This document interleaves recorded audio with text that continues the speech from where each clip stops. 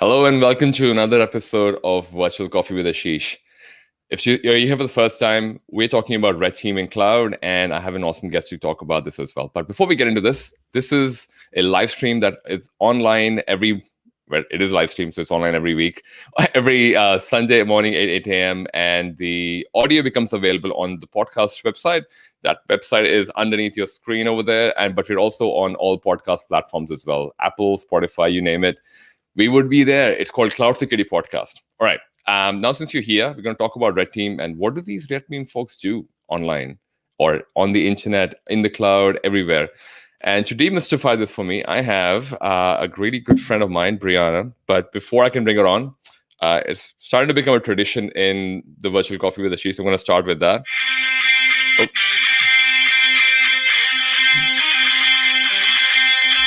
Hey, Brianna. Hello. How are you? I'm good, thanks. How are you today? Good. Thank you for coming online with us and helping us demystify what Red Team does. What does it really do? I guess. But I have a tradition, and I've got my mug here. Yeah. Cheers. Cheers. I think we have our. I think we should call it out that this is kind of like the pre-Australia Day for folks who may not be from Australia. 26th of January is Australia Day, and I wanted to get an Aussie, but it just happened to be an Aussie living in France, I guess, in the West Coast. That's just the difference, I guess, this time. But welcome to the show, Brianna, and I've got folks coming in as well. Hey, Vineet, welcome, man. Good day. There you go. You got your Aussie greeting as well, Brianna, in the morning. Good day, mate. You should be able to see on the screen as well. Now, I'm going to start with something, I guess, for people who may not know, Brianna. How did you get into cybersecurity? Yeah, so I have been in cybersecurity, I guess, as a career for over 10 years now, but I got my start kind of when you started going on the computer, like, I don't know, age 10 or something like that. And then growing up in the days of like online chat rooms and using computers at school. I always like to go home and play Neopets. And, Neopets has a lot of hacks in it. Yeah. I was just always very interested in the computer. And so my parents tried to keep me off the computer, which was a good call on their part. And then after I finished high school, I went to college and ended up going to college in the United States at Penn State. I was actually on an athletic scholarship for golf. And I didn't know what I wanted to study, but they had a degree that was called Security and Risk Analysis with a focus in cybersecurity, which was really focusing on hacking. And ever since I was a little kid, I'd been fascinated with the idea of computer hacking. It's pretty cool, right?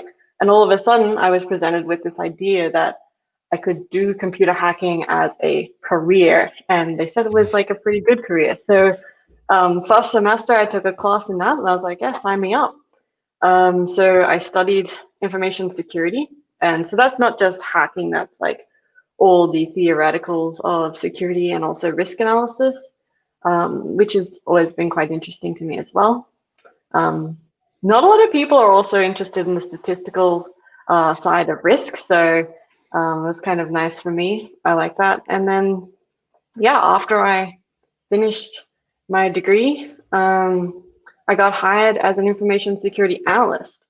And so for a couple of years, I was doing that. And from there, I've had a bunch of different jobs. I've worked on incident response, and after that, being a defender, I decided I wanted to switch over to the attacking side and trained in red teaming and penetration testing, which I did then for 5 years. And after that, I've actually just made a recent switch back to corporate security, so I'm enjoying doing that now. Wow. So quite a varied set of skills that they've gone through as well. Incident response, and I think almost feels like a natural transition from that into red teaming, pen testing, and now into corporate security. So I guess for people who may not even know what Red Team does, and before we get into that kind of side, I'm curious to know, and this is a question that we ask everyone as well, like what does cloud security mean for you? Hmm.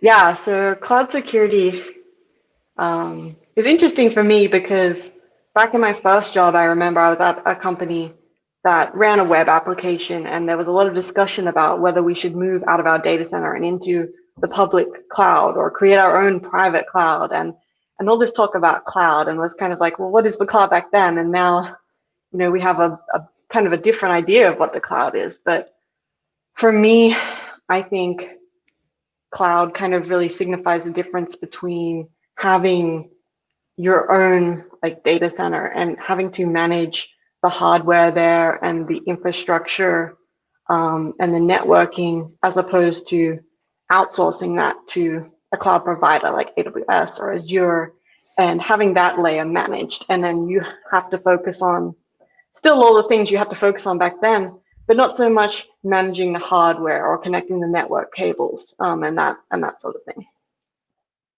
Yeah, and I think I love the fact that you mentioned the responsibility part as well, because a lot of people talk about cloud security from a technical standpoint, and people kind of tend to forget that, oh yeah, we've kind of given off some of that to the cloud service provider, but we still have some of it I guess in our court as well. So that's pretty good.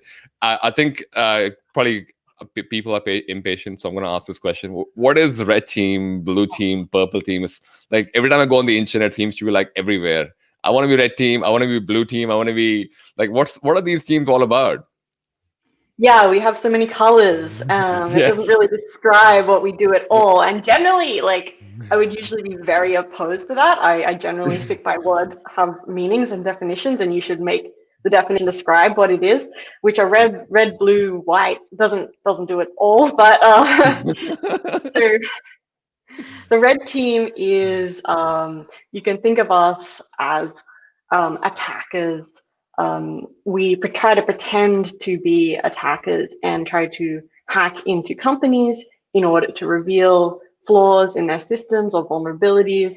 And then we present that information back to them so that they can implement the necessary changes and try to fix them.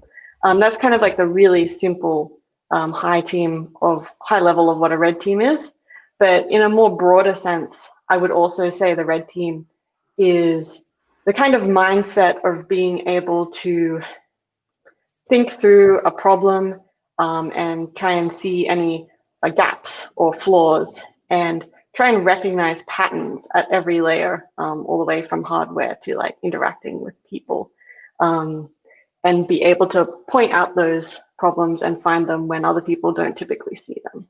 So that's the red team. And then the opposite of that would be blue team. So if the red team are the attackers, the blue team are the defensive team. So that's practically every team in cybersecurity that isn't specifically the hackers. And yeah, then you have purple team, and that's kind of like a cool word for when you want to like kind of, I would even say it's a level up. You want to move away from the really basic of one team attacks, one team defends, and you All want to right. kind of bring those together in some way where you can benefit both teams simultaneously without Mhm. having a huge division. Interesting.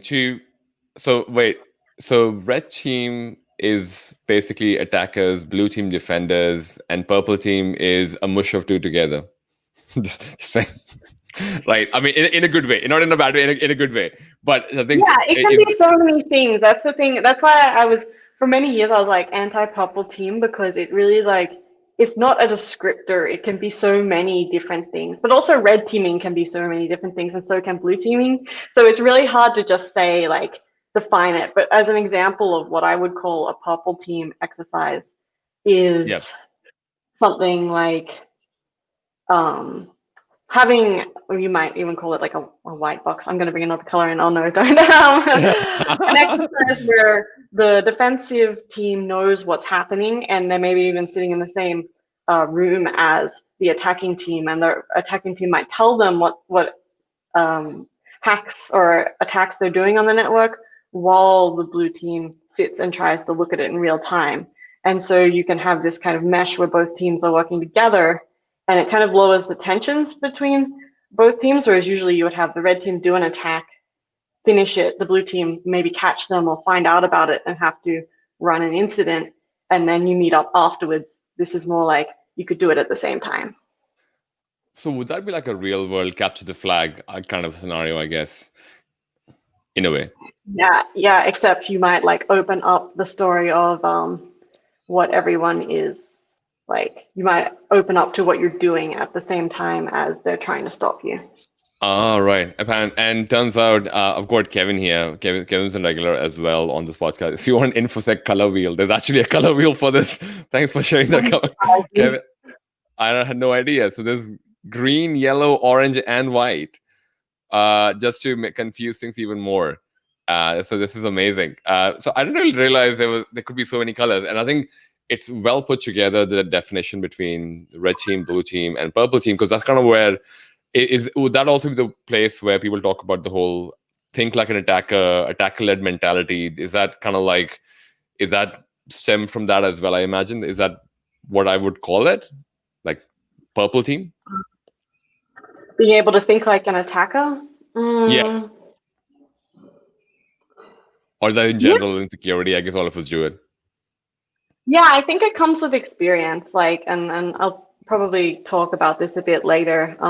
The longer you've had delving in the world of sysadmining or defending or just experience, you see attacks. You see attacks against technologies, you see vulnerabilities, and eventually you're able to think like, oh, I know what an attacker would do in this situation. So, yeah. Right. So sounds like red teaming is that the same as then pen testing or threat hunting then? Yeah, no, they're different. You could definitely have during a red team exercise, and we tend to call them, when we do our red team work, we tend to call them red team exercises or red team operations or red team tests. Right. And you could have a red team exercise that looks exactly like a penetration test. The difference would be that it doesn't always, it may not even necessarily be anything like a penetration test either. So you really, when you're doing a red team, you've got to take into consideration many things like what is the company that you're working for? What is their industry? What is their high value information that they really care about? And what attackers would try and steal from them? And then you typically base your exercise like around those factors. Whereas with a penetration test, typically they're saying, hey, we've got this application. We want you to try and hack in from the outside and steal it, you know? Oh yeah, I give you 2 days for this. So find what we can. This is the budget we have. That's usually pen test conversations, I guess. I totally feel bad for companies where it just only gives 2 days. Probably is not fair. To your point, what does red team do? I mean, if you were to kind of define, and because it sounds like there could be a red team exercise which may have multiple elements. It could be pen testing. There could be something else. Like I'm even considering there might be social engineering as well to some extent. So. Like what could be a typical red team exercise? What would they do? Yeah, so as I said, I think it is really important to consider like a lot of factors, but it can run all the way from hardware hacking or firmware reverse engineering, up to the network level, up to the application level, up to the human level, and human psychology and social enginering. And then even physical on top of that again. So it's kind of like you take, how do we explain, what could a red team be? You end up doing a wide variety of work really based on the industry. So I say, for example, Right. if you're working at a electric car company, because I know electric or self-driving car companies, they have red teams. They might really care about the fact of, oh, we've got a computer on board our car. If someone can meddle with it, they might be able to crash a car and people might die. So we're really interested in hiring people who are experts in this sort of software or hardware to make sure that there aren't any flaws in it. And so you could have red teamers that focus exclusively on that kind of car hardware software.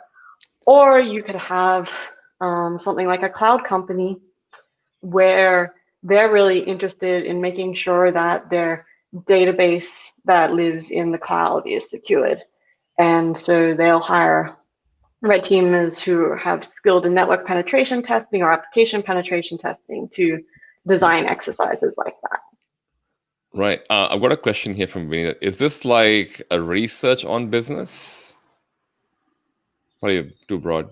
As in, red team is an exercise of researching on business. I guess researching security holes in a business, I imagine.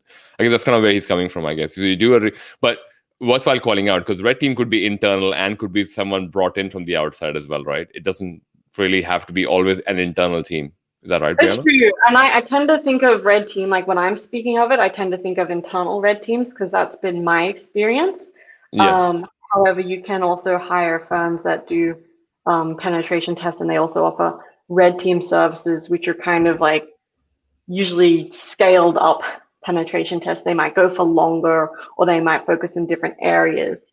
So yeah, I mean, all of my red team tests I've done a lot of research on the business. And there's a difference between like working as a red teamer on an engagement and also or designing a red team program for a business. There are a lot of different skills and things you have to think about in those two things as well. Oh, that's interesting. Oh, yeah, because you mean when you were in your red team space as well, because it's technically like any other program. It could be like an AppSec program. It is a red team program. How often this is going to go on for whatever, like what are the objectives? And to your point about what are the crown jewels for the company as well that need to be accounted for. It's kind of like, I feel like today we should do some exercise A. What do you think? It's the same thing, isn't it?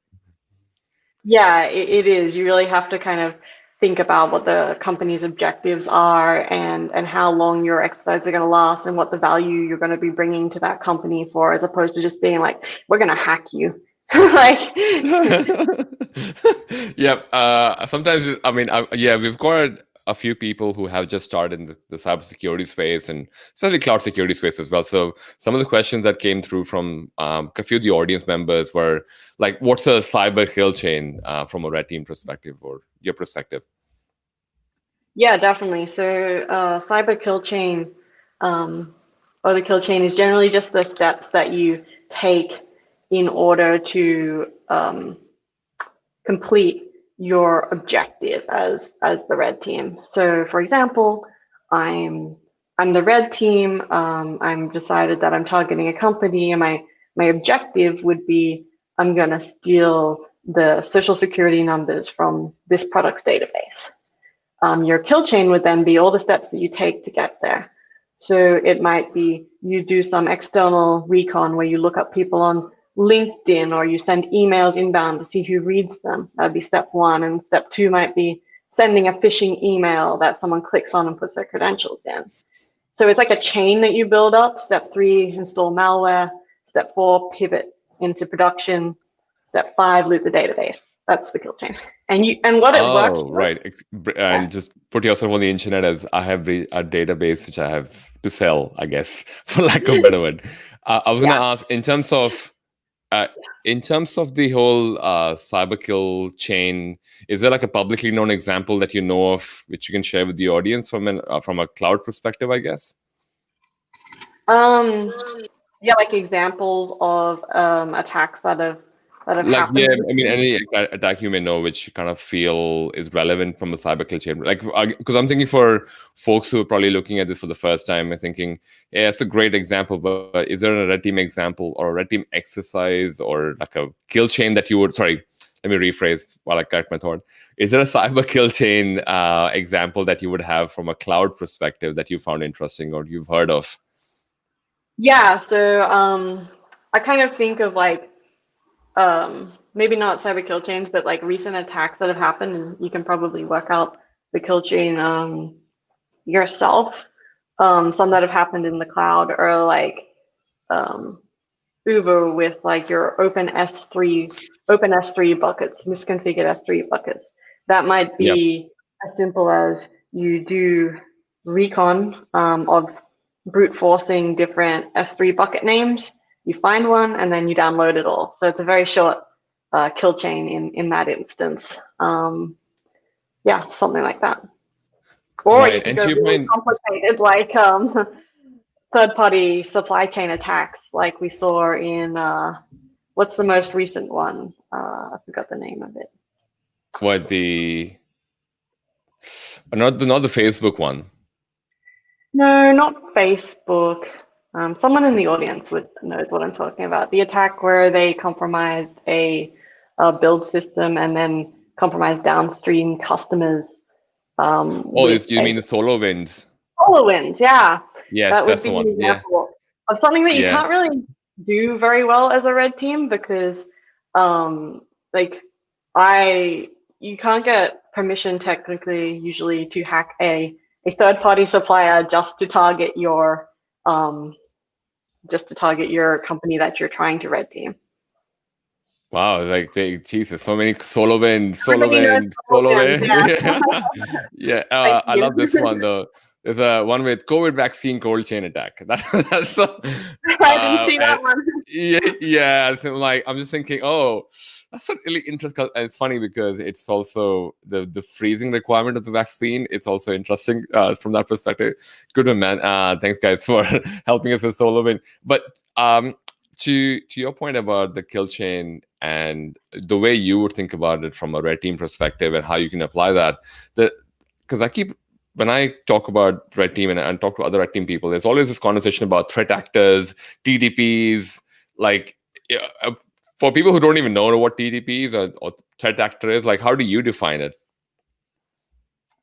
Yeah, so as a red team, like there is a lot of time spent thinking about what real attack is, and that would be the threat actor. Same thing Yeah. would do to a company. So we spend a lot of time researching what companies look like us and what companies have had recent attacks that are publicly known. And the TTPs are the techniques, tools, and procedures that the attackers used in order to do that breach. So we kind of, in some ways, I'm going to say this like it because it's hard, because in some ways you really want to mimic things that actually happen and people know that actually happen. But at the same time, you'll see attackers doing things that they really haven't done before, like I think, or so brazenly, like in SolarWinds. And so just because an attacker has never done it before, if it's possible, doesn't mean that they haven't done it and you don't know about it or that it can't be done. So it's kind of a balance between doing realistic exercises that we know are likely to happen to an organization and then being really novel and coming up with new things. Oh, this reminds me of a couple of organizations before where you almost know the people who would click on a phishing email when you've spoken to them, and you try and give them, there's just hints by giving them security awareness training, like, you should do this. Just saying, you should just try doing some security awareness training. So is it like, I'm sure you would have your own stories, which we can probably get into offline, but for the moment, anyone who's listening who probably doesn't have a red team in their company, can they do red team activities themselves as a small project, or is this like you need to have like an internal red team to even start doing this? No, so one of the things I've been focusing on a lot more in the last couple of years is doing smaller engagements that are less of an upfront cost and not as dangerous, because there are a lot of dangers and risks in running red team exercises when you're hacking into systems that you're really not supposed to. So if I was saying, if you just wanted to start off small team red teaming and you don't have experience with that, what I really like to do is tabletop exercises. And this can really be done by anyone. And I run this program myself. I call it Red Team Camp. And what I do is I pick a scenario that might be an attack that recently happened or an attack that I think could work at the company. And I contact the team that are responsible for that area or that product.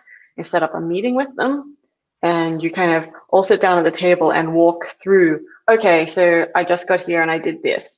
And maybe you had someone from the security defensive team there as well. And I say, well, if I got a shell on your laptop, would you be able to see that? And like, would you be able to detect that? And how would you detect it? Oh, well, what if it wasn't this type of application? What if it was a script? And so then you kind of talk through the different steps that you might take as an attacker. And if they say, "Oh, that was blocked," and then you say, "Well, now I try this," and you kind of like have this back and forth tabletop to see whether you can find any holes in the process or the systems or the detections. And that's kind of like something that anyone could do to get started in like red team, like thinking like an attacker that isn't going to put you at any risk. Oh, that's an interesting one. So maybe anyone listening to this can basically start doing red teaming as long as they, I guess, to your point, first step, identify the crown jewel, identify a potential public attack that has happened before or it is recent, and then just have like I guess it's probably a how long is the thread kind of question. This could be as long or as short as they want it to be, right? Yeah, you can do like I typically do it for like a couple of hours, but it all depends on like the level of effort and the level of people you've got. You can do it in under an hour too. The main goal is to find something that no one knew about, or that, you know, usually what I find when you do this is that there are some maybe SREs or ops people or a developer who's like, oh, I know the flaw that you know, can get you into this system that nobody else knows about. And you're like, oh, okay. You write it down, and at the end we're like, okay, let's fix that. Like developers and operations people, they know so much, and they definitely know about security flaws. You don't need a security person to point that out, but this gives them a really good platform to raise those issues in front of people and to get them fixed.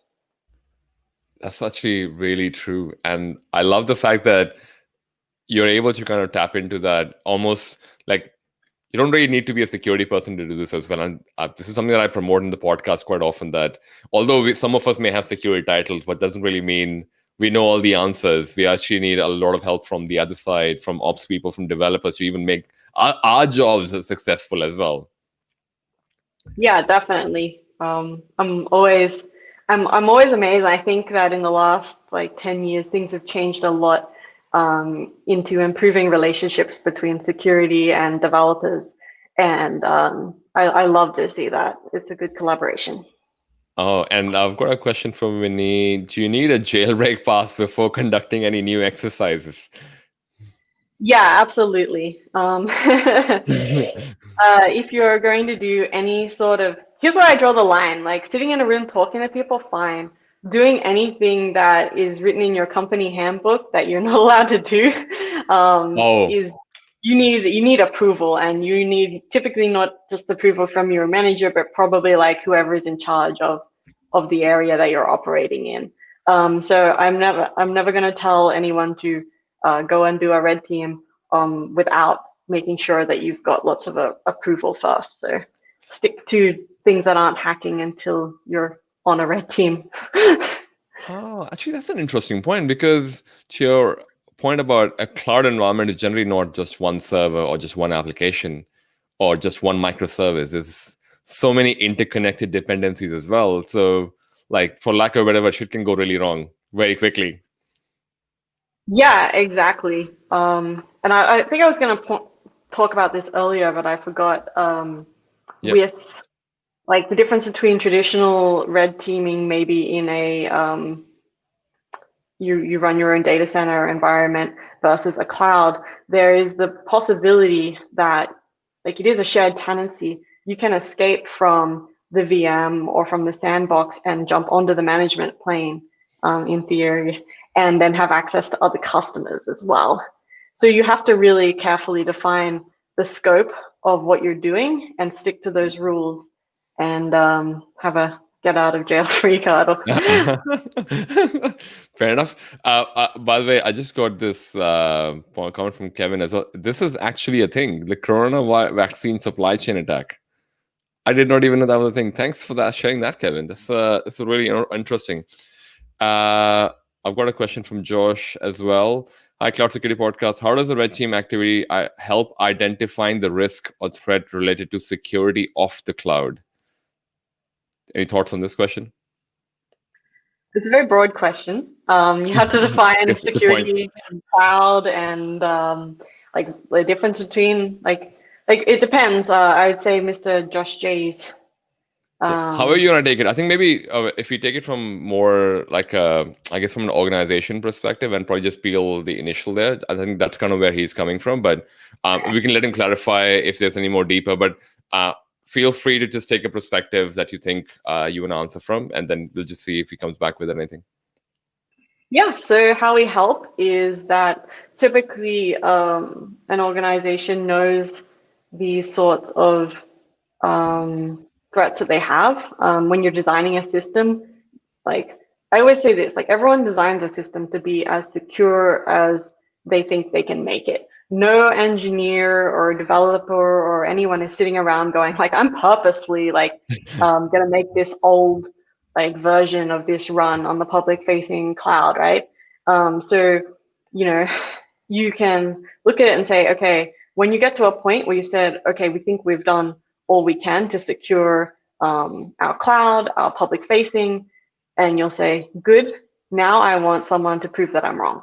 I want to hire a red team, and I'm going to say, red team, try and break my defenses. And if the red team can, then that's how they help to identify the risks or threats. Yep. Oh, would you replace this with a threat modeling exercise? Or would that be, I guess, would the red team work? Because it sounds like there could be a good overlap between them. Like, would you say a red team can get involved in that phase as well? Because I guess as a team, there's only a certain number of threat actors they may think of, but a red team could bring additional perspective from what's happening out in the wild, I guess. Yeah, I think any security professional can do threat modeling, red teams included. Yep. Perfect. I was gonna. I think there's an interesting comment from Kevin as well, to talking about not breaching AWS or I guess cloud terms of services as well. That's the other handbook you should be careful about. One is your company handbook, and the other is the cloud provider's handbook, I guess. Don't break any laws ever. That's that's right. What I would say. Just make sure you never ever break any laws, especially not computer related. I agree, because I think the jail sentence seems to be like really intense. 25 years, 30 years for breaking into a computer. Like, what is going on here? It's just a computer. But anyway, I'm not going to get into that. So as Brianna mentioned, do not break any laws. Any law, anywhere. That's it. Just be good citizens of the world. All right, I've got a comment from Paul as well. I see smaller organizations adopting purple teams for the wrong reason. They like the idea of a smaller, cheaper team of jack of all trades rather than specialists. Do you see this as well, Brianna? Yeah. I think it's hard. I think I would have used to have said the same thing, that it's the wrong reason. I think I take a much more balanced approach these days into that. It's not always possible to hire a team of like 3 to 5 people with a high salary who've got like lots of experience in hacking to do this kind of exercise. But at the same time, it's also really hard to take someone who hasn't been trained in penetration testing or red teaming and expect them to all of a sudden know what to do. So like, it's like anything, it is a specialist activity. Other people can do it. But then again, you're not properly trained. But that's maybe all you can afford right now, and that's okay. You're trying to do something. Oh, it reminds me of all the DIY projects that I have started, thinking I would finish this, but totally screwing them up later. And like, I should have just called in a professional. It's one of those ones, I feel. Yeah, exactly. And it can also be really hard because if you don't have the experience, and this is in every industry and every kind of specialty, to know like intuitively in this situation this is okay to do, or in this situation this is not okay to do.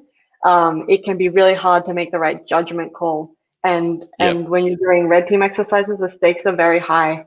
So I typically wouldn't want inexperienced people trying to hack in and just hoping that they make the right judgment call without any experience. Oh, that's an interesting one then. So if someone wants to get into this kind of space of red teaming, well, what would your advice be for them? And I think we kind of spoke about the TTPs and stuff as well, but and if people are pumped, I'm sure you can give an example of the attack meter as well. But if someone's getting pumped by this, oh my God, Brianna, you've sold me the career of becoming a red team person. Where what's the footpath or what's the pathway for it? Yeah, there's a lot of different pathways to it. I've seen people who have spent their entire career doing penetration testing. I've seen people who have started in defensive security and moved forward. I think that I would definitely advise kind of going back and forth throughout your career. I wouldn't advise like staying in penetration testing and like continuing that forever, or staying in defensive and never having a go at the offensive.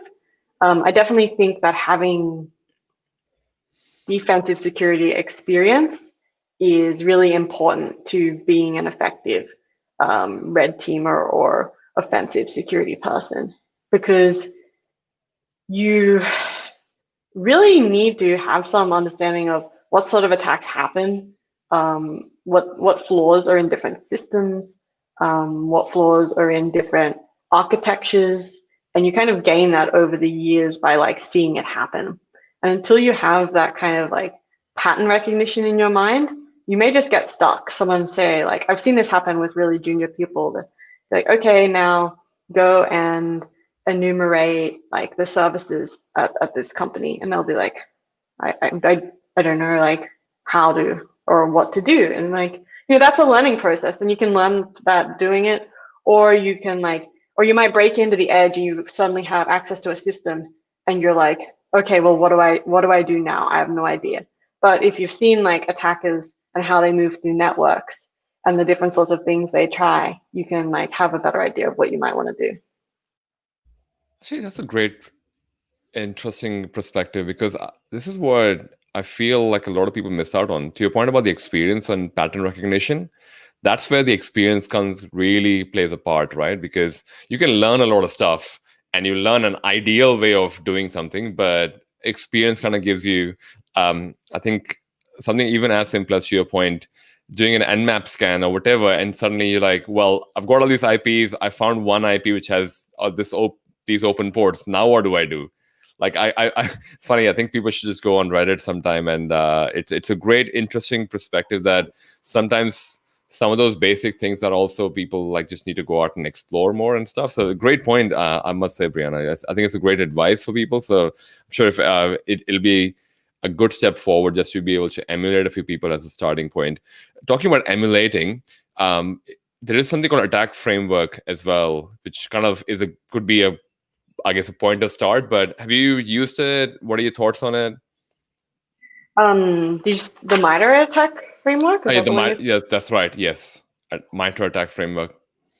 I don't really use it like personally for red teaming. I don't think it really fits up well with my way of how I think about kind of getting into an organization. Like I never really sit down and be like, here's all the possible techniques I can use, and then just go through them one by one. It's more of like a dynamic process when you're in that. I think the MITRE attack framework is really helpful for defensive, and kind of shoring up to make sure that they've covered all their bases of well-known attack paths that attackers use. All right. So to your point earlier, and circling back to what we were talking about as a small project, someone's in a defensive team, they could use the MITRE attack framework to kind of find out what are the possible recon methods into a cloud environment and kind of move from there. Is that right? Yeah, definitely. I would definitely advise like using that to kind of see, do you have detections for everything listed on there, and what gaps do you have, and can you implement something new for those different techniques? And I guess I even thought like, oh, if I was really stuck on a red team, I could go and see like, oh, have I tried every single thing here? Yeah, that's a good point. Yeah, I mean, there's always more to do, right? I think and to your point, it's not always that the attackers would use the same attack as well. you may be able to craft something unique for your own environment just because you know the environment as well. So that's a great point. Switching gears to a bit more, like I think because we have a few folks who are in leadership roles as well, and I'm pretty sure you've run a team for yourself as well. What do you think are some of the challenges of running a red team challenge in a company? Yeah. So the major challenge with red team is communication. And you have to have good communication skills. You have to be very comfortable with going to senior leadership and presenting them with what you're going to do, and getting buy-in from them is of supreme importance. You will not succeed at running or building a red team unless you know how to get buy-in for the operations that you're going to do. Because if you don't, you're going to make people very upset. You'll hack into something and be like, well, I was hired to hack in, and you go take it to the head of the product, and the head of the product can react in two ways. They can be like, oh no, like, what did you do? I'm gonna fire the person who made that mistake. Or they can be like, that's not that bad, like, who cares? Like, what are you even doing here? Like, you don't want either of those extremes. You want them to be like, thank you for doing this. I wanted you to do this. Like I said earlier, you want to kind of be like, oh, I know I'm ready. I know I'm secure. Can you please have a go and try and break in? If you find anything, I'm ready to give you the resources, or the team the resources to fix it.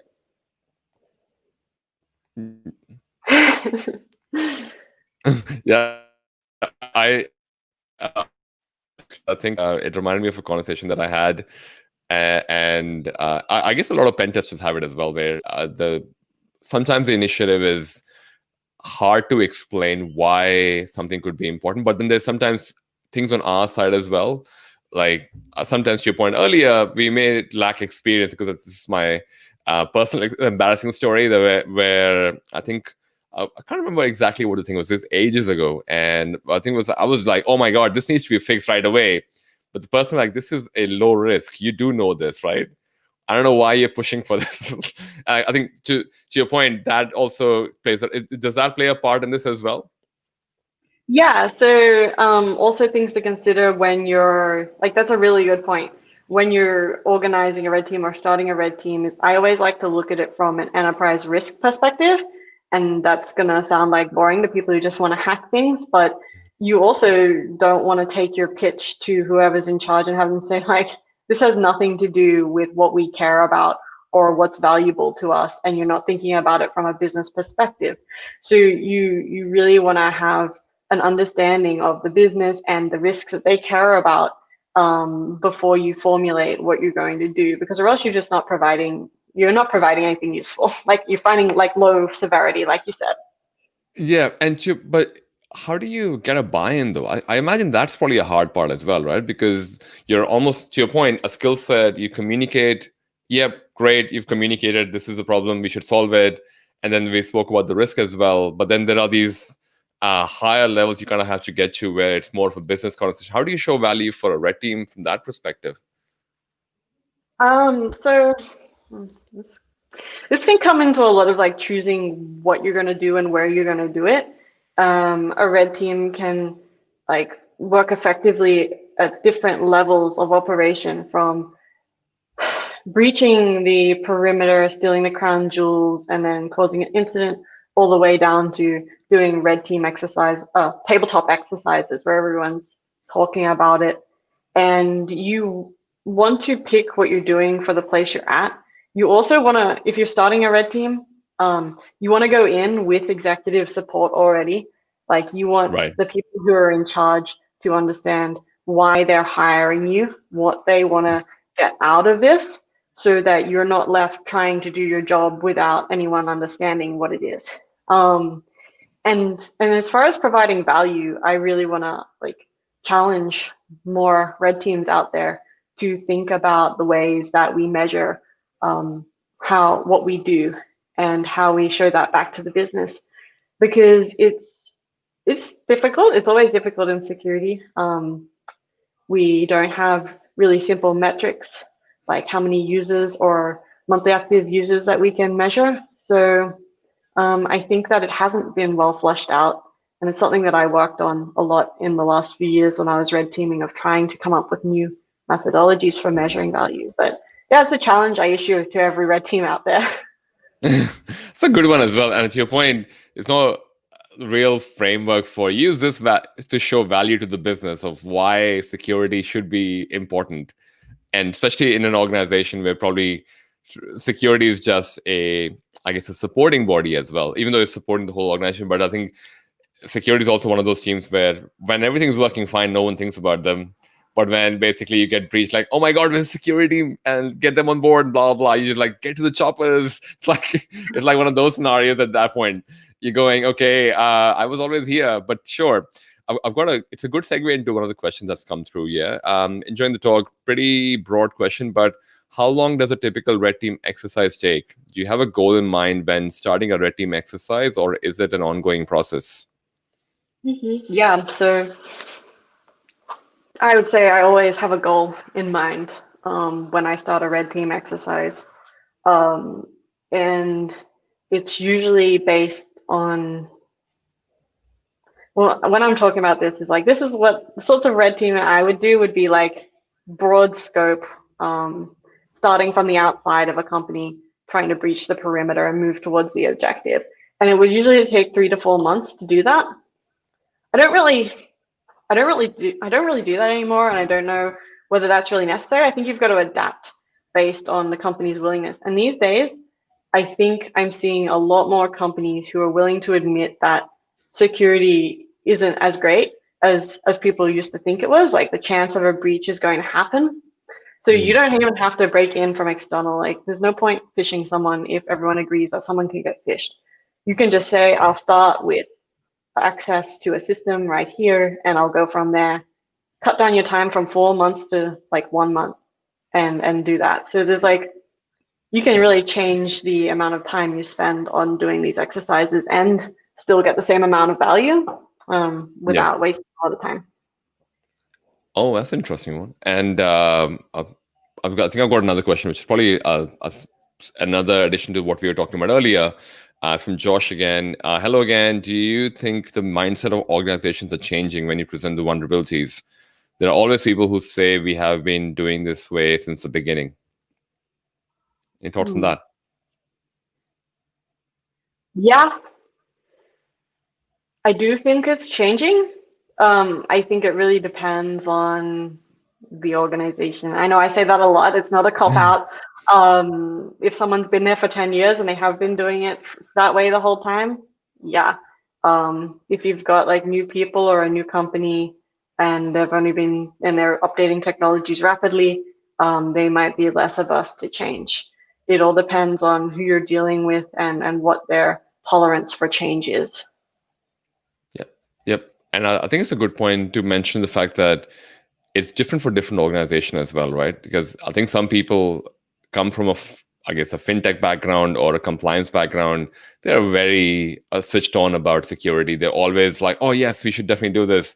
Whereas you may have people who would have never seen security before and suddenly like, wait, why do we pay you money again? And this kind of like becomes one of those questions again.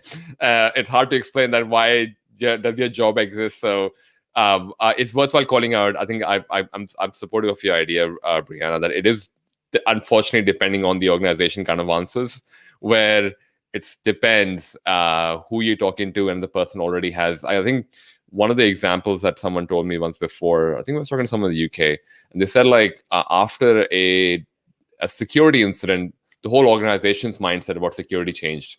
And they wanted to be much more proactive about security. Like, not that I wish this on anyone to have a data breach or any of that, but just saying that could trigger a reaction as well, where suddenly people realize, and that's where you hear the stories of people showing to the executives that, hey, this is how easy it is for me as an outsider to attack your system. Do you think this is valuable for us to fix it? So, maybe not that extreme, but does that really work? Absolutely, yeah. That it is kind of a cycle, and I've been like playing with mental models of different red team kind of concepts over in the last year. I've been thinking about it, and one of them really is that cycle of a breach happens, people care about security, we fix the holes. No breach happens for a long time. A breach happens. Yep. So hopefully that cycle kind of moves down through time, like your vulnerabilities and your exposures get worse, Yep. and you're able to, and the things you implement are less patches and one-time fixes and more systemic problem solving, like architectural flaw remediation, so that you start to eliminate like entire classes of vulnerabilities opposed to just fixing the one that was found. I've got an interesting question here. I love the question, Danica. What's the difference between a red team and an AppSec team? Yeah, totally. So application security team typically focuses on working with, well, this is what I think they do, working with the developers, working on the software development lifecycle, working on maybe tools and code to prevent vulnerabilities coming into the products, ways to scan the code, scan third-party libraries, make sure they're up to date, ways to build the CI/CD pipeline so that it's done in a secure manner. Application security focuses on, you can be an application security pen tester, like you can do part of a red team exercise that involves something to do with application security, like maybe exploiting a cross-site scripting vulnerability, or maybe doing command execution through URL parameters. Hopefully that makes sense Yep. to you. Yep. But it's only a small part of what you would do. So say you only do that for like 10% of your time, and the rest is focused on the overall goal. That's an interesting point. And just to add on to that, would you say a red team exercise is almost like a validation as well for, like, AppSec could be involved in a product or a project in the beginning, whereas red team is usually like almost you're validating, hey, are we like, what's our current exposure, versus AppSec is ongoing exercise as well, like where you go, okay, we have a new product, new release, let's do some threat modeling, let's see what we can do from a SaaS test, or to your point, is there cross-site scripting or static code analysis, like all that kind of goes into that building process. And red team is also supporting in that, oh, you've built something, but this is how we can ongoingly keep it secure, or this is something which is a blind side. Is that another way of defining it? Yeah, so I would say, and like, there's a couple of more differences. It's a very, very different job. But overall, say, think about it like this. If you're on the AppSec team, you might say, like, I know what I need to do. I need to systemically remove command injection from our entire code base. So you set up a project to do that, and you research it, you do X, Y, Z, you eventually finish it. The red team says, like, my goal is to steal some data from the database that application is connected to, and I'm going to try all these different attacks. Hopefully one of them will work. I have no idea if any of them will work. I don't know how long it's going to take. Maybe I have to go a completely different way. I have to attack a completely different application or someone and to get there. So it's a really, like, if you're doing application security, you're working on the defensive side where you're actively trying to secure something for the long term. And if you're doing red teaming, you're working on an operation by operation basis trying to achieve a goal. That's a good definition. And sounds like it's a very sexy field, as they say. I was going to say, with the, like, all the conversations about how do we attack this and how do we take over this, and red team is definitely one of those sexy fields within information security. Is it all fun always, though? Yeah, so definitely not. And this is like, a lot of people come up to me. It's like they're in college or whatever, and they say, I want to be a red teamer. Like, that's the only thing I want to do. Like, how do I become a red teamer now? And because it's hackers, right? It's like the movie that's what they think. That's right.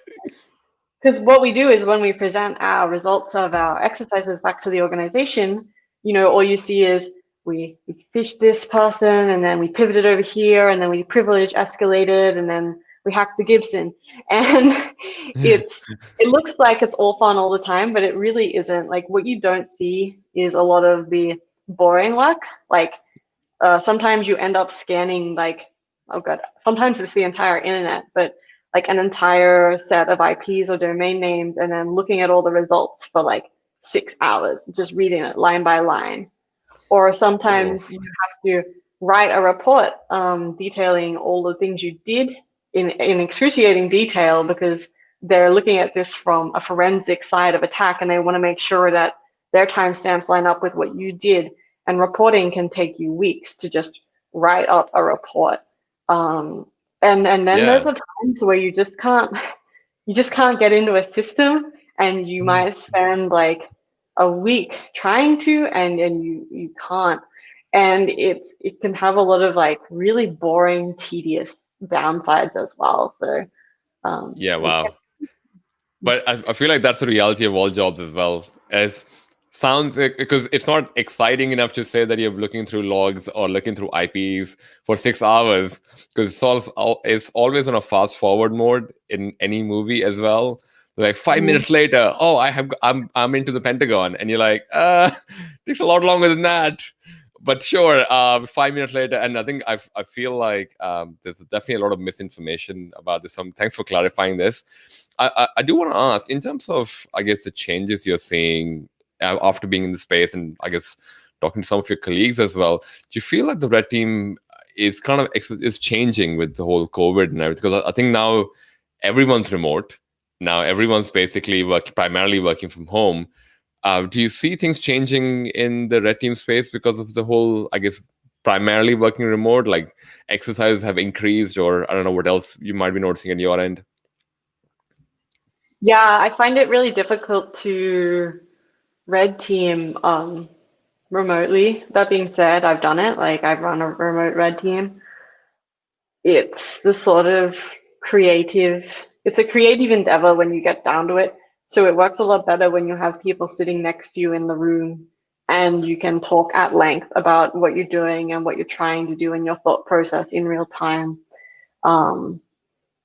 It's like, there are periods, of course, we have to go heads down and like research, but when you're actually in the middle of an operation, it functions like 1,000 times better if you've got the people that you're working with in the room with you.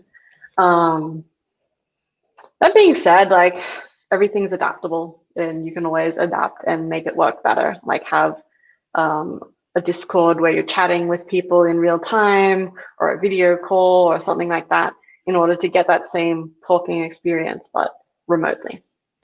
Yeah, and to your point, I'm just gonna say, funny, I thought of an idea. We could have like a virtual reality thing as well. You could all be sitting in a room looking at each other and start trying to, but technically on a video call or whatever, or a chat, or one of these Clubhouse apps, and just talking to each other through that as well. But that's a great answer. I'm going to switch gears, and I'm going to go into some of the fun questions. And I think these are just simple 3 questions that you probably would answer. I guess these are not technical, so it'd probably be easy to answer for them, for everyone else as well, just to know you a bit more. What do you spend most time on when you're not working on red teaming or technology? Yeah. Putting in these surprise questions. I really like snowboarding. I go snowboarding a lot. So that's super fun. I also like drawing. I've been drawing a lot, so doing that has been really good too. You must be really good at drawing, because I just like I think I make stick figures. I think that's pretty much what I make. I just started recently, so I'm not very good, right. but I have a lot of fun doing it. So cool. 2 more questions. What is something that you're proud of but is not on your social media, like LinkedIn or whatever, that you can share with us?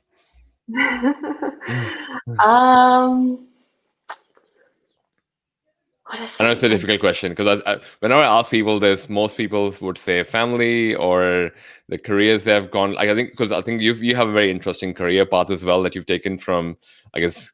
Actually, you could even talk about your golf. I had no idea that you played golf. I was going to ask what your handicap was, but I'll do that for later.